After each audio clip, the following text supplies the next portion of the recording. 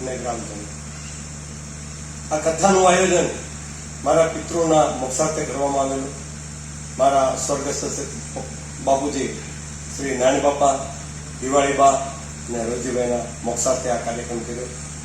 ને આ વિચારો જ્યારે મોટાભાઈનું મૃત્યુ થયું ત્યારે મને આવેલો કે મારા મોટાભાઈએ મને ભણાવી ગણાવી તૈયાર કર્યો, નોકરીએ ચડાવ્યો, અને એના માટે હું શું કરી શકું, એવા વિચારો મને સતત આવ્યા કરતા હતા. મોટાભાઈએ મારા માટે જ્યારે એ સમયની અંદર, આજથી 45-50 વર્ષ પહેલાની વાત છે, ત્યારે મને ગ્રેજ્યુએટ કરેલો. ત્યારે શિક્ષણનું પ્રમાણ બહુ ઓછું હતું, અને શિક્ષણ એ રીતે કે પોતે કામ જે કરે, મહેનત પર જે કઈ કરે, પરંતુ મને, હું જયારે કોલેજ કાલની હતો, હાઈસ્કૂલમાં અભ્યાસ કરતો, ત્યારે મને બૂટ અને મોજાથી શુદ્ધ કરી અને ઇન્સર્ટ કરવું, દરરોજ દાઢી કરવી, આવું મને કાયમ અવારનવાર મને પોતે કરતા, અને પોતે જે હોય તે ચલાવી લે, પણ તું ઠાઠ વાટતી રહેજે, એવી રીતે મારો એમણે ઉછેર કરેલો.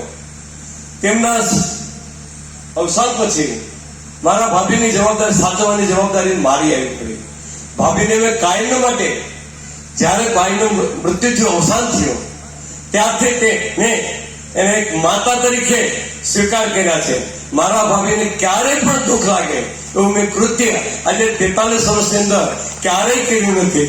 ક્યારેય કાયમ મને માટે માતાની ગેરહાજરી છે.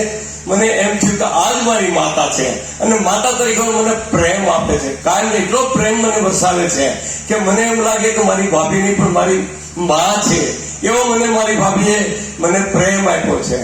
અને હું આજે જે કઈ છું તે મારી પત્ની વિમળા, ત્યારે મોટાભાઈનું અવસાન થયું ત્યારે બાળકો ભાઈના નાના હતા, એને એક પિતા તરીકેની અને મા તરીકેની બંનેની ફરજ અદા કરી અને એ છોકરાને એવા હાચવા, એટલા હાચવા કે એને નાનાથી શિક્ષણ આપ્યું, એના લગ્ન પ્રસંગો, એનો બધાને જે કઈ જોઈતું હોય તે.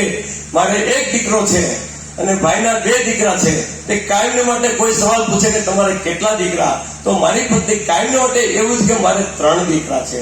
મારી ખ્યાતિને કોઈ પૂછે, મારી દીકરી છે, ખ્યાતિને કોઈ પૂછે તમે કેટલા ભાઈ બહેનો, તો કે હું 1 બેન અને 3 ભાઈઓ. આવું અમારું આ કુટુંબ છે, અને કાયમ માટે અમે પ્રેમ, લાગણી અને સંબંધોથી રહીએ છીએ.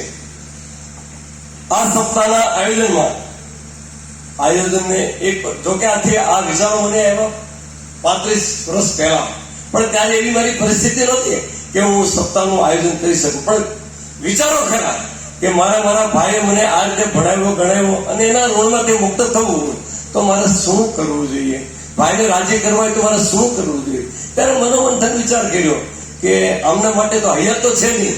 હું કઈ એવો નથી કે એને નવા જોડે કપડા બનાવી દઉં કે નવો બૂટ ચપ્પલ પહેરાવી દઉં, ચાલ ભાઈ ગાડી લઈને તરફ ફરવા લઈ જાવ, એવું તો એ પોતાની ગેરહાજરી કઈ કરી શકવું નથી. પછી એના આત્માને શાંતિ મળે, બાપુજીને આત્માને શાંતિ મળે, એવા હૃદયથી મનોમનથી નક્કી કર્યું. કોઈને કહી શકતો નતો કે હું આ રીતે આયોજન કરું, પણ મનોમનથી કર્યું મા બાપને અને ભાઈને ખુશ કરવા તો શું કરવું. એટલે આજથી 20 વર્ષ પહેલા એવો મને વિચાર આવ્યો કે મારે ભાગવત સપ્તાહનું આયોજન મક્કમ કરીને વિચાર કર્યો. પત્નીને વાત કરી કે મને આવો વિચાર આવે છે. ભાઈ પાછળ ને બાપુજી પાછળ વિચાર આવ્યો.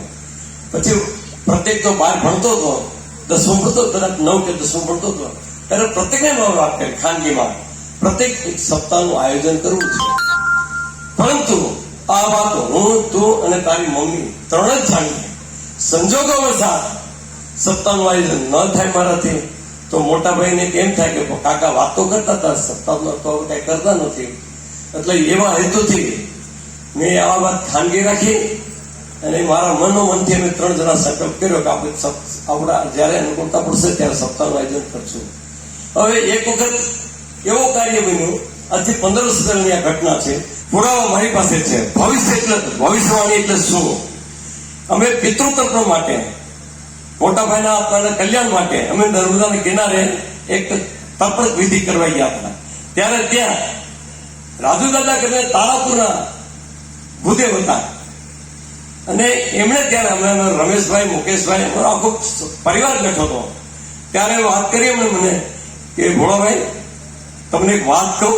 મેં કીધું કહેવાની કે તમારે ત્યાં ભાગવત ભગવાન ગમે ત્યારે તમને દર્શન દેવા આવશે. હવે એમ નહીં વાણી સાચી પડી અને હું સાક્ષાત ભગવતના દર્શન કરી શકું છું. અત્યારે જે કઈ દર્શન કરું છું એમને મને જે ભવિષ્યથી મને કર્યું એ દાદાને હું વંદન કરું છું કે આવી ભવિષ્યવાણી તમને ક્યાંથી સુધી. બીજી એક ભવિષ્યવાણી મારા માટે એ આજથી 50 વર્ષ પહેલાની છે. ત્યારે હું 10-12 વર્ષનો હતો. ત્યારે એક સાધુ એક ભૂદેવ બ્રાહ્મણ દેવ મારે ત્યાં આગળ ભિક્ષાવૃત્તિ કરવા આવ્યા. હું ને બાપ બે જ ઘરે અને મારી બાની બેની જ રસોઈ હતી. બાકી આખું કુટુંબ છે એ તો બધા મહેનત મજૂરી કરવા ગયા હતા. આગળ બેઠા, બાએ પૂછ્યું પાણી પીવું છે? પાણીની હા પડી. પછી કે માતા જમવું છે મારે. બાકી કઈ વાંધો નહીં. હવે રસોઈ તો મારે બેની હતી. હું ન જમ્યો, ઉભો થઈ ગયો અને દાદાએ મારે ત્યાં સાદું એવું ભોજન જે સૌરાષ્ટ્ર કાઠિયાવાડી બાજરાનો રોટલો, લસણની ચટણી અને છાશ એવું ભોજન મેં દાદાને કરાવ્યું એ વખતમાં. ત્યારે મારી ઉંમર બહુ નાની હતી. ભોજન જેવું પૂર્ણ થયું ત્યારે એ દાદાએ મને આશીર્વાદ આપ્યા. એ આ દાદા કે માને કે તમારો દીકરો 4 ગાડીનો માલિક બનશે. કેટલી ગાડી? 4 ગાડીનો માલિક બનશે. અને આ જે વાત છે એ સત્ય ઘટના છે અને ભગવાનની સાક્ષી આ વાત કરું છું. હવે મને આશીર્વાદ કેટલા ભેળા એ દાદા, બા અને હું 3 જાણું છું. હવે દાદા કોણ હતા એ વિશે તો જાણતા નથી. કદાચ મને મળે તો મારે એને વંદન કરવા જોઈએ, પણ એ વંદન કરવાનો મને મોકો ક્યાંથી મળે?